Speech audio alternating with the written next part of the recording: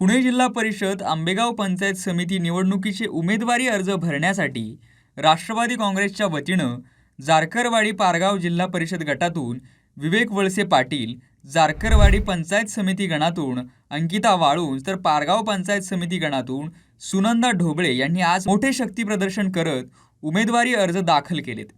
यावेळी जारकरवाडी पंचायत समिती गणाच्या राष्ट्रवादी काँग्रेसच्या उमेदवार अंकिता अनिल वाळुंज यांनी मतदारसंघातून रॅली काढत मतदारांचे आशीर्वाद घेत उमेदवारी अर्ज दाखल केलाय।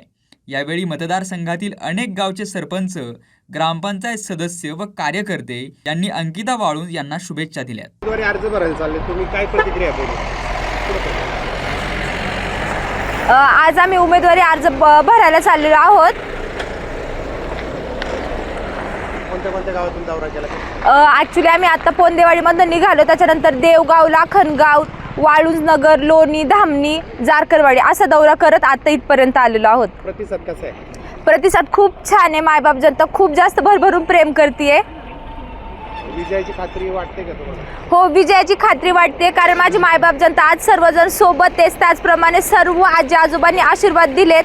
माझ्या या जनतेने सर्वांनी औक्षण केलं, कोणी सत्कार केला, त्यामुळे खरंच विजयाची खात्री वाटते।